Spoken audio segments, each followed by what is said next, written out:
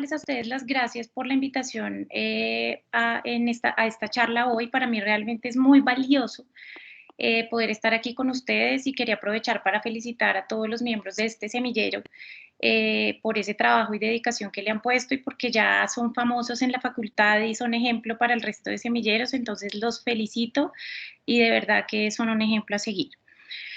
Bueno, hoy vamos a hablar de un tema muy interesante que pone en un mismo escenario a la neonatología y a la bioética.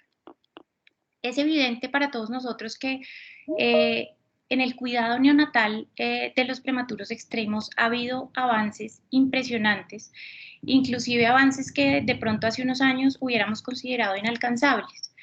Pero estos mismos avances, así como han traído resultados absolutamente positivos, también nos hacen enfrentar a situaciones que implican toma de decisiones muy difíciles.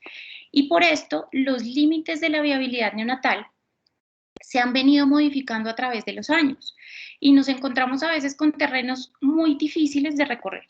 Entonces, la idea de la presentación de hoy es describirles de manera general en qué consisten los dilemas éticos que se relacionan con este límite de la viabilidad o con este umbral de la viabilidad, describirles esos dilemas que viven los pediatras, los médicos, los neonatólogos que se enfrentan a este tipo de situaciones y que atienden a estos recién nacidos prematuros y sobre todo darles algunas herramientas que puedan ser útiles para la toma de decisiones cuando nos enfrentemos a este tipo de situaciones.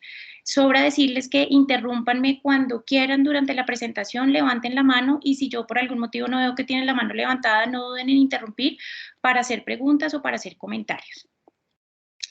Bueno, entonces, para empezar, quería contarles un poco los datos que nos muestra la OMS alrededor de los nacimientos prematuros en el mundo.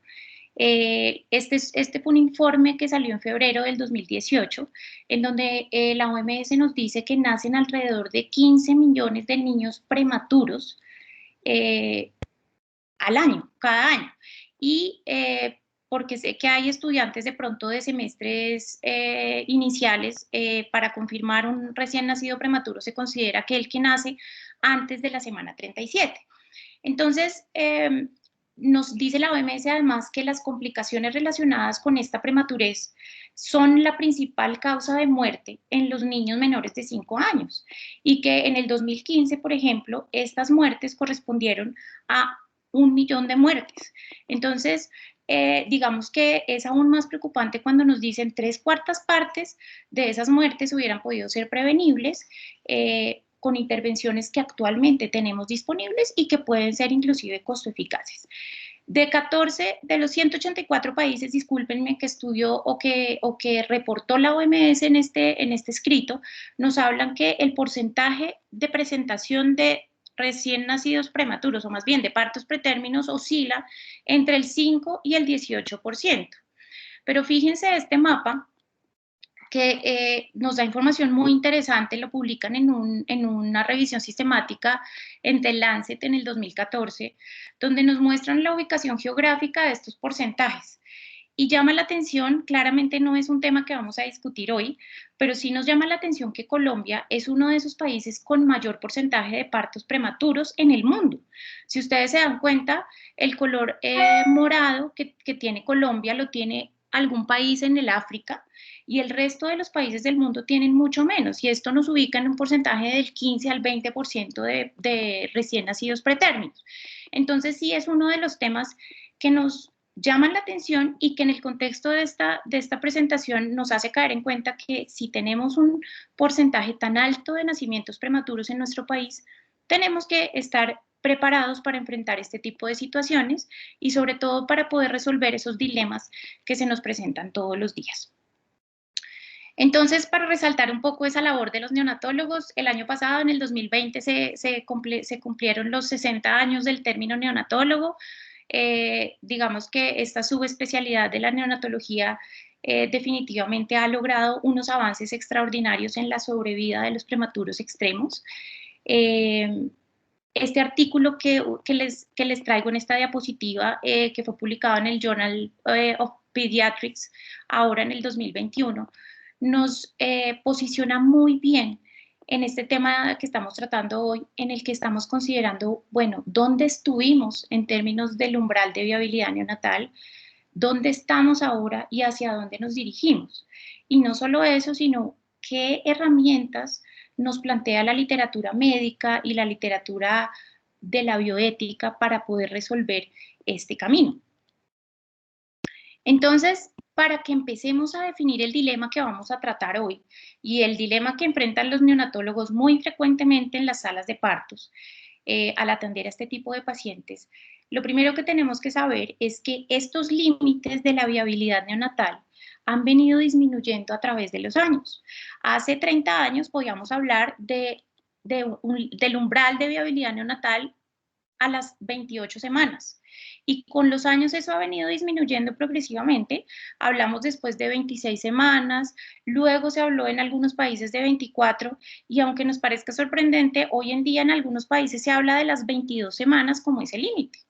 ¿Y qué consecuencia nos trae esto? Pues nos trae unas consecuencias desde algún punto de vista muy positivas, es decir, esto nos puede mostrar que la mortalidad y la morbilidad de los prematuros en general ha disminuido.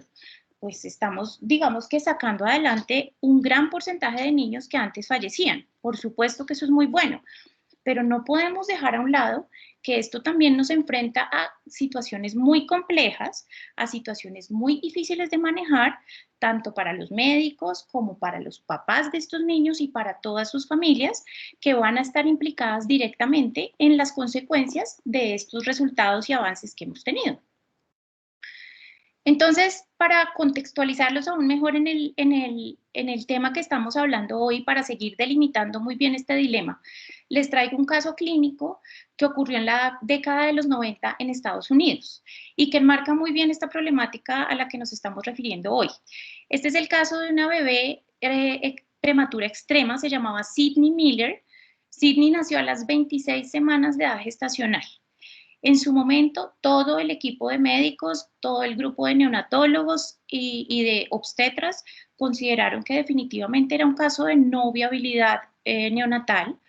Se les explicó a los padres muy bien y los padres escucharon activamente toda la información relacionada con su pobre pronóstico, relacionada con los tratamientos que podía recibir, relacionada con esas secuelas y esas comorbilidades que probablemente podría tener si se llevaba a cabo una reanimación a esta edad gestacional, y en conjunto acordaron que iban a permitir que Sidney muriera dignamente y que no iban a administrar ningún tipo de tratamientos de cuidados intensivos ni de reanimación adicional.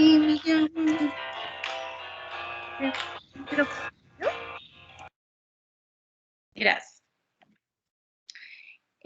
Desafortunadamente, esta decisión que se tomó tanto por parte del grupo médico como con los padres no fue cumplida.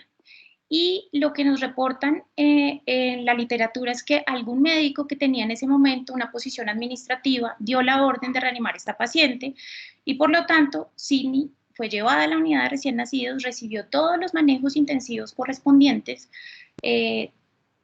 estuvo hospitalizada durante una larga estancia recibiendo diferentes intervenciones, procedimientos y tratamientos, y finalmente, después de varios meses, logra salir a su casa con sus papás y su hermana.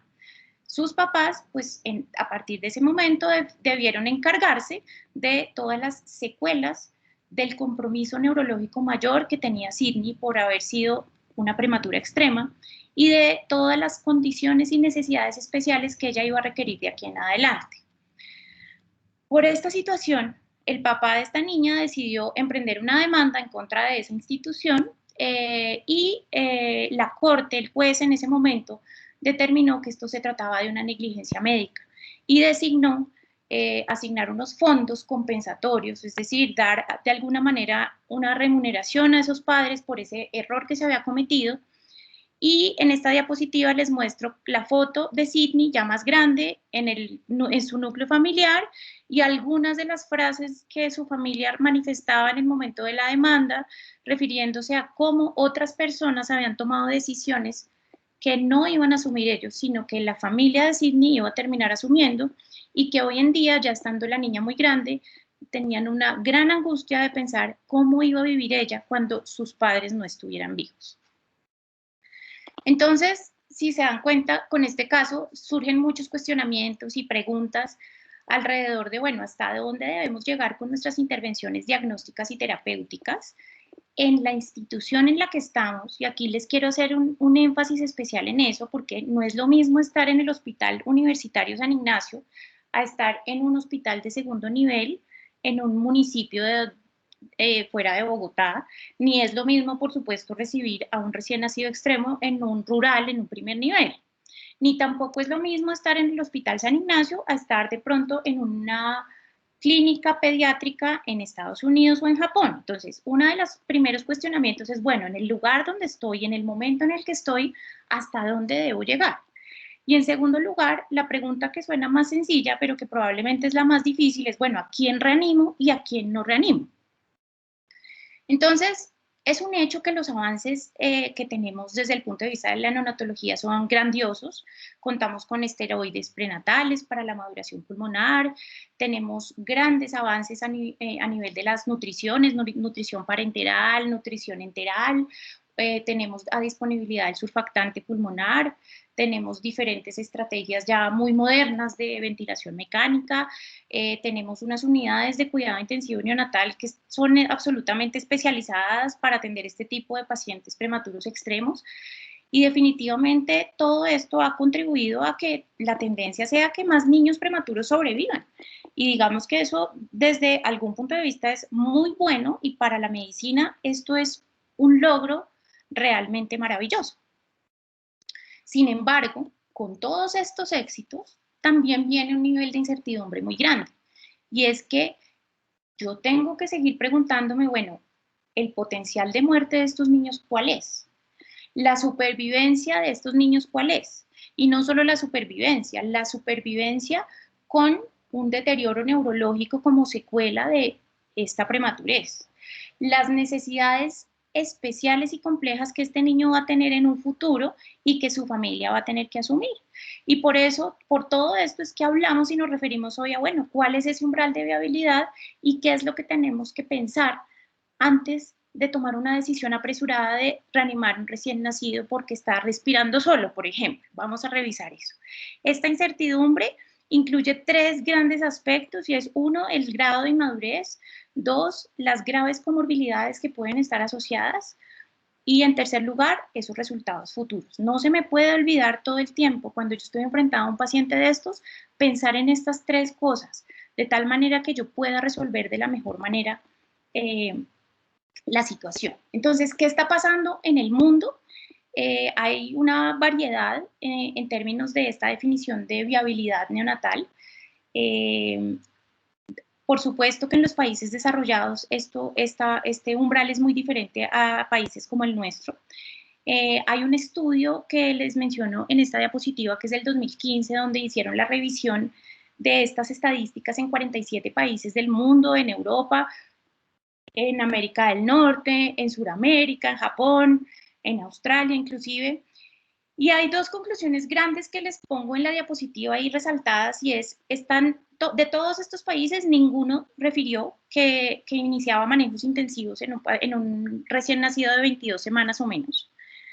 Y también se llegó a la conclusión, o más bien al punto en común de todos estos países, que ninguno recomendó cuidados de confort o cuidados paliativos para el recién nacido de 25 semanas en adelante. Entonces, digamos que hasta ese punto hubo un gran acuerdo, pero también este estudio nos muestra datos como los de Filipinas, donde nos dicen, bueno, Filipinas tiene ese límite o ese umbral entre la semana 24 y 25, pero es clarísimo que no en todo el país pueden establecer este tipo de umbral, porque no tienen los recursos necesarios para poder brindar ese cuidado intensivo a pacientes tan pequeños en todos los sitios. Y nos termina diciendo el estudio, la mayoría de esos niños terminan realmente, o más bien el límite o el umbral termina siendo realmente 26, 27 semanas.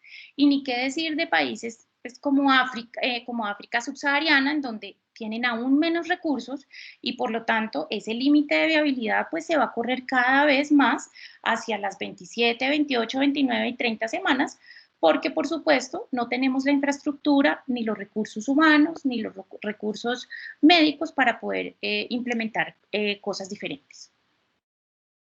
¿Qué pasa en Colombia? En Colombia tenemos una guía del Ministerio de Salud, es una guía ya viejita del 2013, que inclusive fue realizada por la Universidad Javeriana, por la Universidad Nacional, por la Universidad de Antioquia y la Asociación Colombiana de Neonatología, en donde nos hablan del manejo de los recién nacidos prematuros, y lo que encontré en esta guía es que hablan de un límite de 25 o 26 semanas a partir del momento en el que se recomiendan todas las intervenciones, empezando por el corticoide, por el esteroide para maduración pulmonar.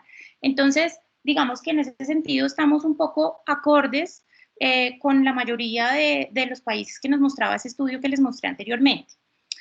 Entonces, para resumirles eso que pasa en el mundo, esta es una diapositiva en donde traté de mostrarles cuál es nuestra zona gris y cuáles son los dos extremos en los que, en teoría, deberíamos tener claro para dónde coger, por dónde irnos.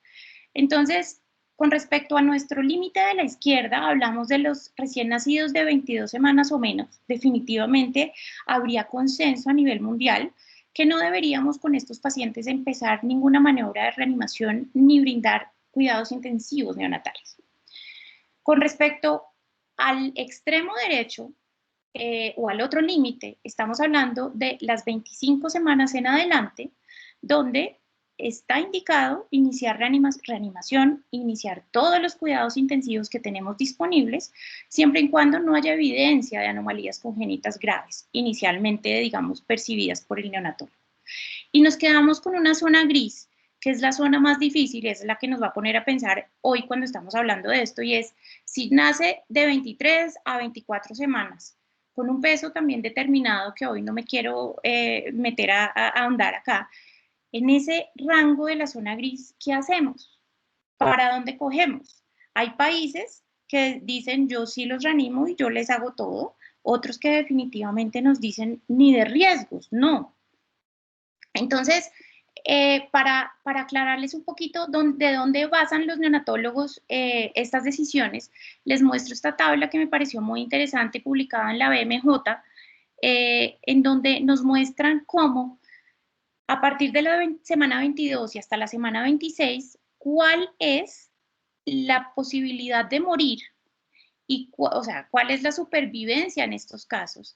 Y además nos muestra cuál es el porcentaje de discapacidad severa. Entonces, en los punticos que ustedes ven aquí, los punticos rojos hacen referencia a cuántos niños de 10 fallecen a las 22 semanas.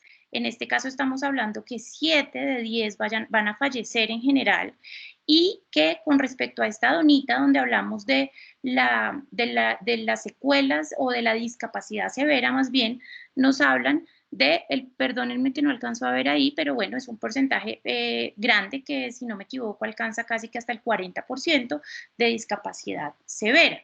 Y en la medida en que vamos avanzando en esas semanas, en esa edad gestacional, pues claramente a las 26 semanas de 10 niños, vamos a tener únicamente 2 que fallecen y probablemente 8 que sobreviven, y el porcentaje de discapacidad severa baja cercano al 10%. Entonces, esos son, digamos que, los datos que nosotros tenemos que utilizar para tomar decisiones. Y yo siempre les insisto mucho cada vez que tenemos juntas, cuando tenemos decisiones difíciles por tomar, que nuestras decisiones éticas tienen que basarse en todo lo que tenemos disponible en la literatura. Y por eso tenemos que estar continuamente estudiando, actualizándonos para poder tomar decisiones realmente sensatas alrededor de estos niños. Entonces, ya se nos empieza a presentar una situación de, bueno, estoy con una incertidumbre grande, ¿cuál es el mejor manejo que tengo que hacer para estos pacientes? Tengo varias posibilidades.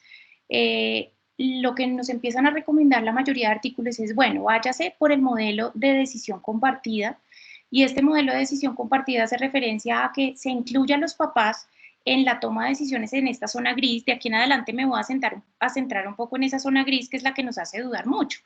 Entonces, este modelo de decisiones compartidas dice, inclúyalos, infórmele muy bien cuáles son las estadísticas en su país, cuáles son las estadísticas en su hospital, explíquele muy bien si los papás lo entienden con números, con porcentajes, de tal manera que ojalá pudieran llegar a tomar una decisión compartida. Sin embargo, aquí no podemos dejar de mencionar que esas buenas intenciones que podemos tener nosotros cuando le contamos a los papás no siempre evitan inconsistencias e insatisfacción por parte de ellos y molestias, porque por supuesto están pasando por un momento muy difícil. Entonces nos vemos enfrentados a ese camino gris en el cual tenemos intervenciones nuevas, tecnológicamente innovadoras. Los médicos estamos preparados para hacer muchas cosas que nos parecen novedosas y que tenemos disponible y al alcance. Pero definitivamente va a haber desacuerdos. Y en esta zona gris, aquí quiero hacer mucho énfasis, es normal que entre varias personas que razonamos lógicamente y coherentemente tengamos desacuerdos. Es una de las cosas que se van a presentar inevitablemente y que tenemos que asumir como parte de la normalidad de estas situaciones. Tenemos que buscar entonces estrategias para asesorar a nuestros grupos de trabajo, para asesorar a esos papás que se están enfrentando, para asesorar a todo el grupo de enfermería, de terapeutas respiratorias, de médicos, porque no para todos es fácil. Y definitivamente tenemos que empezar a explorar dimensiones morales, dimensiones prácticas alrededor de este umbral de viabilidad gestacional. Entonces, los neonatólogos definitivamente se enfrentan a esas situaciones complejas. Lo más fácil que es, la verdad, lo más sencillo a veces es decir, bueno, le pongo todo y que en el turno de mañana miremos. Puede que eso no pase frecuentemente en nuestro hospital, pero existen muchas instituciones en nuestro país donde eso pasa. Y entonces, de pronto para mí es más fácil intubar a este niño, le paso surfactante, lo dejo en la unidad y que mañana en el día decidan qué se va a hacer con este niño. Pero tenemos que ser siempre muy conscientes que cuando yo he iniciado ya tratamientos y estos tratamientos son los que están soportando la vida de este niño, después vamos a tener un desafío muy grande decidiendo si continuamos o si retiramos eso que ya se empezó. Entonces, primer mensaje hasta aquí de mi presentación es, en estos límites de la viabilidad, la interacción entre los médicos y las familias nos trae muchísimos desafíos, pero también hay que verlo como una oportunidad. Cada encuentro nos sirve como una oportunidad para ayudar a estos papás, porque si para nosotros definitivamente es difícil y angustiante la situación, por supuesto, para ellos es aún más. Tenemos entonces dos grupos o dos tendencias entre nosotros, los médicos y los profesionales de la salud. Un primer grupo que decide salvar la vida a toda costa. Y aunque a veces nos parece que eso no puede ser, sí, hay muchas personas que consideran que la medicina está destinada a salvar la vida. Esta es una teoría un poco biologista, digamos, y estas personas o estos médicos consideran que hay que mantener los cuidados intensivos sin tener en cuenta si va a haber secuelas posteriores, sin tener en cuenta si va a haber secuelas o alteraciones en el neurodesarrollo, o inclusive sin tener en cuenta qué opinan los padres de la situación. Eh, y muchas veces caen en lo que denominamos encarnizamiento terapéutico. Y yo se los pongo interrogado porque no quiero en este momento hacer juicios y creo que digamos que las discusiones en bioética nos sirven para que analicemos todas las posiciones. Pero digamos que con esta línea de trabajo podemos caer muy fácilmente en el encarnizamiento terapéutico y si no paramos y hacemos un alto en el camino para hacer un análisis de lo que estamos haciendo, pues claramente podemos continuar con una desproporcionalidad en los tratamientos. Eso creo que lo tenemos que tener claro si trabajamos por esta línea. Por otro lado, tenemos otras personas que de pronto decimos, bueno, yo no quiero mantener la vida a toda costa, definitivamente no. Desde antes del nacimiento podemos empezar a tener una relación cercana con esos papás que probablemente tengan un parto prematuro, que es lo que hacemos en nuestra institución.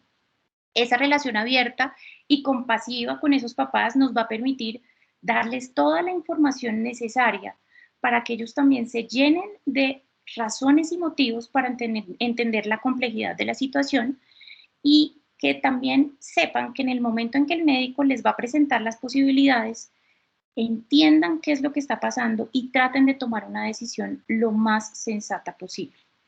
Bajo los imperativos de la ética es muy importante que los médicos tratemos como aliados a los papás. Yo sé que es muy difícil que logremos siempre una buena relación, porque definitivamente hay familias muy complejas, pero sí tenemos que intentar siempre hablar con comprensión, con empatía, con honestidad, eh, y esta ayuda probablemente será siempre muy bien valorada. Entonces, siendo la ética una rama de la filosofía que nos ayuda a decidir qué es lo que está correcto, qué no está correcto, entonces, ¿qué les voy a proponer yo? ¿Cómo lo abordamos desde la ética?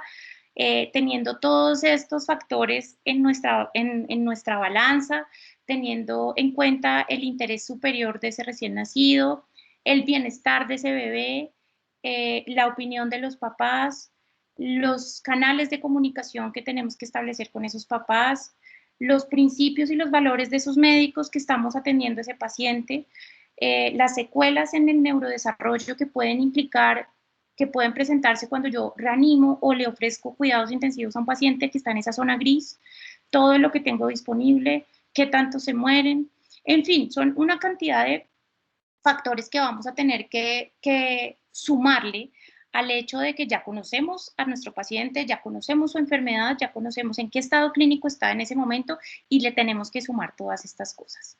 Entonces, desde la ética, cuando tenemos esa incertidumbre, lo más fácil sería decir, recurramos al principio de autonomía.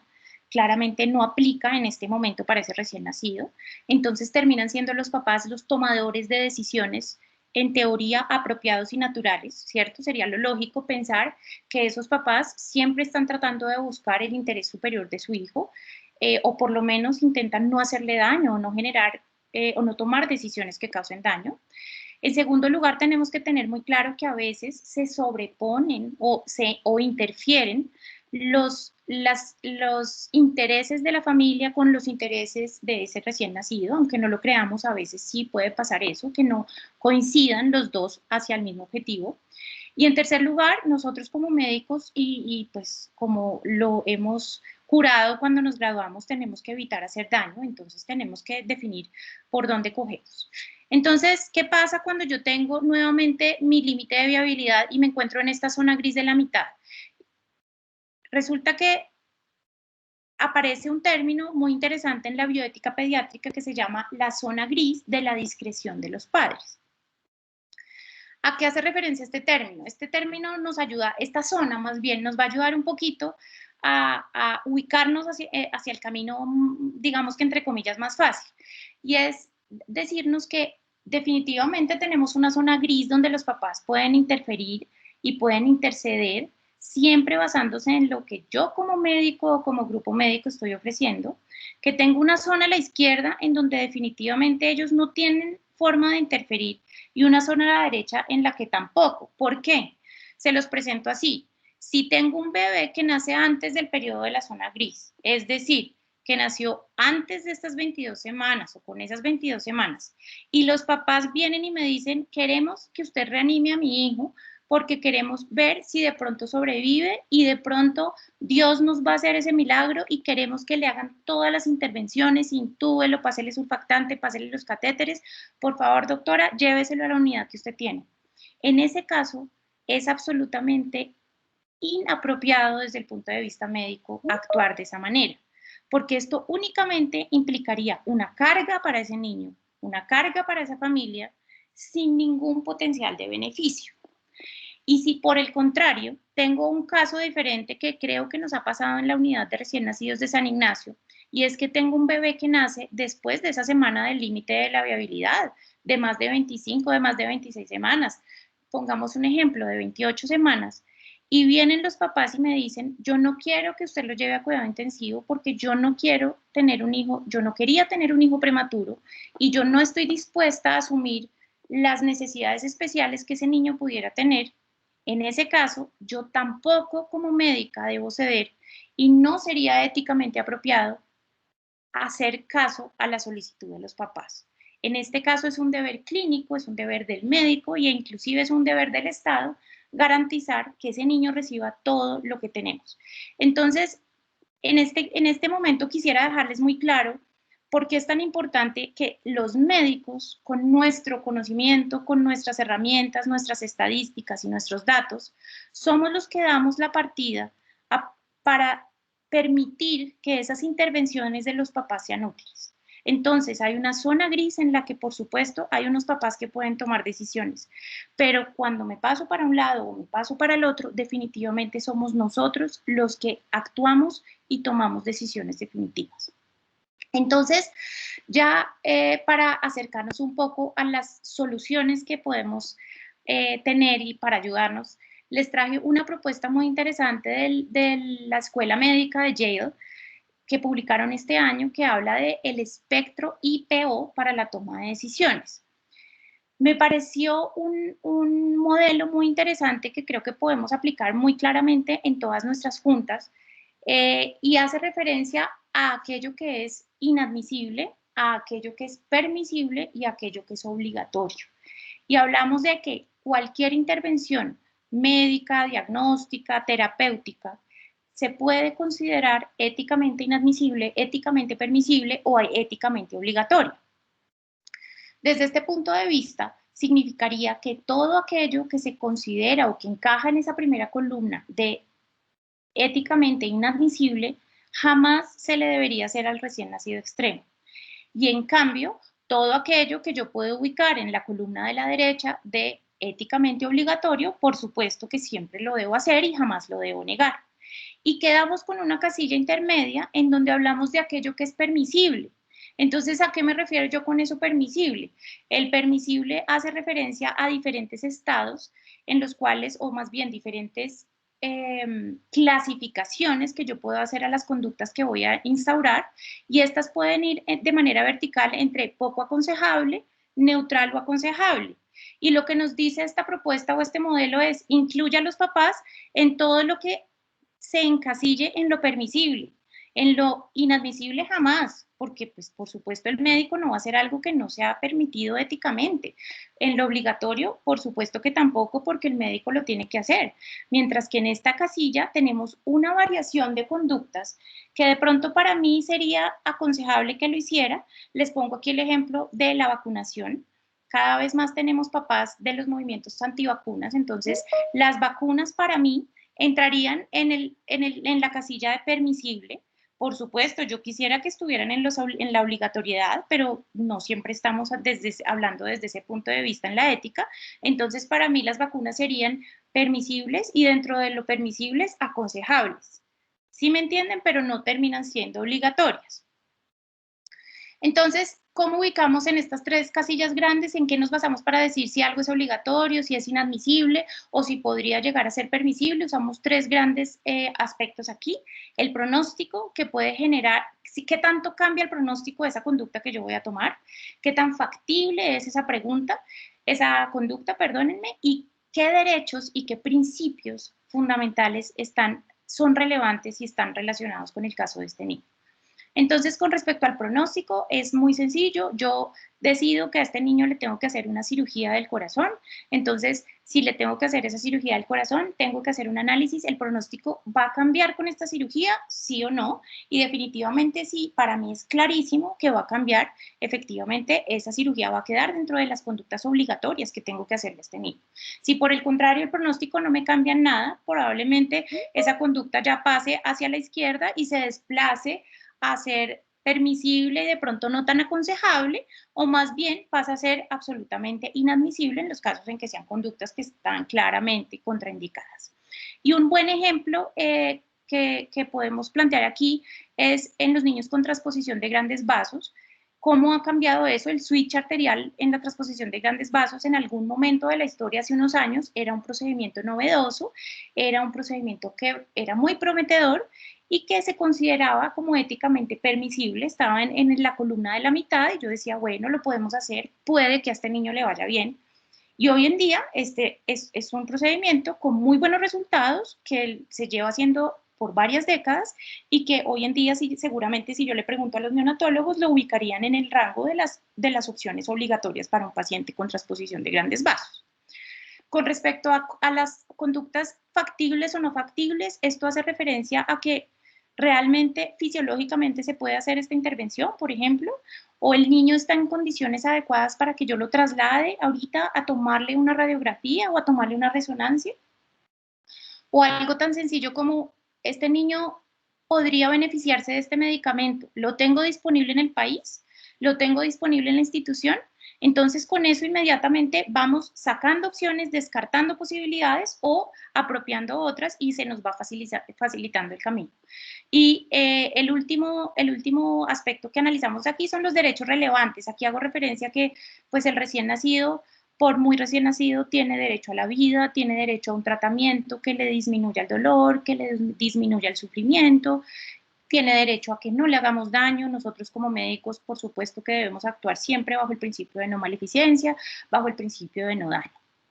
Entonces, para terminar de hablarles de este modelo que les estoy proponiendo, básicamente lo que nos dicen, perdónenme que lo tenía en inglés, pero pues traté de traducirlo en los cuadrados de la izquierda, es lo primero que identificamos es qué conducta queremos tomar o qué queremos plantear como posibilidad.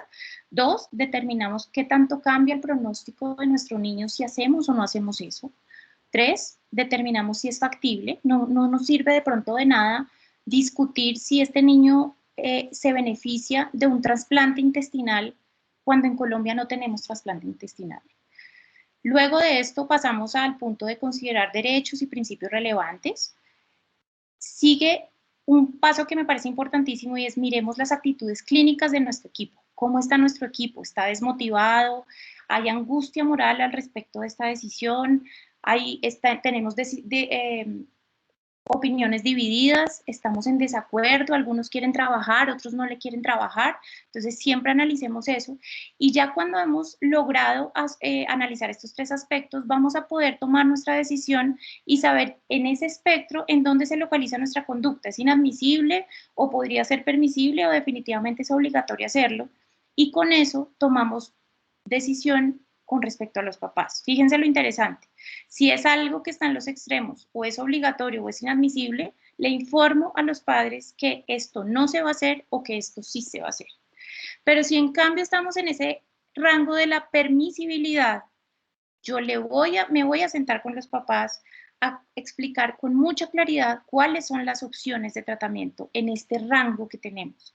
Y con ese rango que tenemos disponible, que le ponemos a los papás en bandeja, con eso vamos a tomar la decisión como grupo compartida con los padres. Me parece que es un enfoque muy práctico, me parece que nos ayuda un poco a tomar decisiones y en general la tendencia hoy en día de la bioética pediátrica es esa. Aquí les traigo otra propuesta de la BMJ que digamos que es muy similar, pero que lo califican diferente. Ellos califican estos prematuros extremos o como de alto riesgo extremo, alto riesgo en la mitad o de riesgo moderado. Y dependiendo de eso, el paciente en el lado de la izquierda iría inmediatamente al cuidado paliativo en ese rango de la zona gris. Luego pasamos a la zona verde del otro extremo, en donde definitivamente se hacen todos los manejos activos posibles y todos los cuidados intensivos, reevaluando constantemente por si necesita en algún momento dirigirse hacia los cuidados paliativos. Y en la mitad, en ese riesgo alto, plantean el inicio de tratamientos probablemente no tan intensivos y se plantea mucho más incluir a la familia y tomar ese tipo de decisiones, de tal manera que en esa zona de la mitad tenemos la opción de irnos por los paliativos desde un principio o instaurar cuidados intensivos con la posibilidad de devolvernos. Creo que hasta aquí llega la información que les quería traer hoy. Les voy a contar un poco qué conclusiones saco yo de esto y que creo que nos pueden servir a todos. Primero, la decisión de reanimar o de no reanimar, o más bien de iniciar con cuidados intensivos neonatales en prematuros extremos definitivamente, en ese límite de la viabilidad definitivamente debe hacerse de manera individualizada. Yo esto no lo puedo poner solamente con números y decir a estos sí, a estos no, me toca analizar el caso, evaluar una cantidad de cosas y se debe tomar una decisión en común acuerdo con los familiares y con todo el grupo de salud. Segundo, esta decisión debe ser basada en información precisa, en información clara y en información actualizada, que tenga que ver con probabilidad de supervivencia en un lugar específico. Yo no puedo tampoco basarme en las estadísticas de Japón para tomar la decisión en el Hospital San Ignacio. Tercero, si se inician unos cuidados intensivos neonatales, esto debe revalorarse continuamente en el caso de los prematuros extremos para evaluar la pertinencia de continuar o no con estos cuidados y también para definir en qué momento debemos pasar a los cuidados paliativos neonatales. Cuarto, la interacción entre los médicos y las familias definitivamente nos trae muchos desafíos. Creo que es algo que vivimos todos los días, pero también tenemos que aprovechar estas oportunidades pues, para ayudar y para ser compasivos y empáticos. Quinto, bajo los imperativos de la ética, tenemos que tratar de tener como aliados a estos papás y jugar con todos los principios de la medicina que están, digamos que registrados en el Código de Ética Médica. Y dos cositas al final que me gusta dejarles de mensaje y es, uno, yo siempre les digo a los residentes y creo que lo digo muy frecuentemente en las juntas, no puede ser apropiado también, es decir, puede ser apropiado no hacer siempre lo técnicamente disponible. Yo puedo tener una cantidad de recursos humanos, de tecnología, de insumos, pero no siempre los tengo que utilizar solo por el hecho de que los tenga disponibles. Y último, como seres humanos, nuestras decisiones, aún después de que nos sentemos, analicemos, tomemos decisiones en conjunto y además con los familiares, pueden ser imperfectas y pueden ser falibles. Que no se nos olvide eso, de tal manera que todos los días pensemos en el bienestar de los niños y que estemos continuamente reevaluando nuestras decisiones. Muchas gracias a todos. No sé si tengan preguntas. Aquí en la presentación, en la última diapositiva, les dejo mi correo electrónico por si quieren algún día escribirme, por si están interesados en investigar en este aspecto de la bioética. No sé si tengan preguntas. Muchas gracias, Diana, por esa excelente presentación, muy clara, y me escribieron por el WhatsApp, pues voy a tratar de interpretar la pregunta de la mejor manera. Como general que atiende partos en un segundo nivel, yo puedo tomar decisiones de no reanimar a pacientes en límite de viabilidad. ¿Debo hacer juntas de decisiones o cuál es el proceder para, pues supongo yo que la persona que me escribe es un rural y que se ve enfrentado a este tipo de casos? ¿Debe hacer junta para toma de decisiones o él como médico general puede decir no reanimar? Sí, él como médico general es una excelente pregunta y yo siempre les hablo de esto a los estudiantes cuando pasan por piso y les digo, bueno, esto hay que tenerlo siempre presente porque ustedes no van a salir a la práctica o a la vida real con todos los recursos que tenemos en San Ignacio, por ejemplo. En ese sentido es importante que sepan que no necesariamente tienen que hacer una junta. Muchas veces ese médico rural es el único médico del centro de salud, digamos así. Y más que una decisión de él, es una decisión que él tiene que tomar obligado por los recursos que tiene, por el lugar en donde se encuentra y porque probablemente ni siquiera tenga una incubadora, ni siquiera tenga los tubos para intubar a ese niño y porque probablemente si estamos hablando de este límite de viabilidad, él puede dejar muy claro el registro en la historia clínica de por qué este niño no requiere o no tiene indicación de inicio de todas estas medidas. Es decir, yo en la historia clínica puedo poner claramente, me encuentro en un centro de primer nivel, es una gestación de 22 semanas que, según las estadísticas mundiales, no hace parte del límite de viabilidad a partir del cual empezamos reanimación neonatal. Le daré todas las medidas de confort y explico a la familia lo correspondiente y con eso no hay necesidad de una junta. Es importante saber eso también. Ahora, si podemos reunirnos y tenemos el tiempo para sentarnos con la enfermera jefe, con la señora del laboratorio que trabaja en el centro médico y podemos hacer una junta que nos dé un poco de respaldo, lo pueden hacer, pero desde el punto de vista ético están absolutamente protegidos con el solo hecho de mostrar muy bien la información y dejar plasmada por qué están tomando la decisión. Perfecto.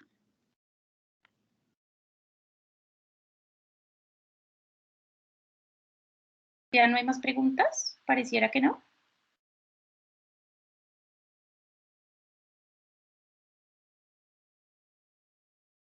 No, Doc, al parecer no. Mil gracias de nuevo por su tiempo. En nombre de todo el semillero, muchísimas gracias. En nombre de los estudiantes y de los residentes, gracias por su tiempo. Muchas gracias a ustedes. ¡Feliz noche! Muchísimas gracias, doctora. Vale. Gracias, doctora. Gracias, hasta Gracias, luego. doctora. Doctora. Muchas Muchas gracias, doctora. Muchas gracias, muy interesante el tema, muchísimas gracias y esto es algo que es muy vigente en este momento, muy amables.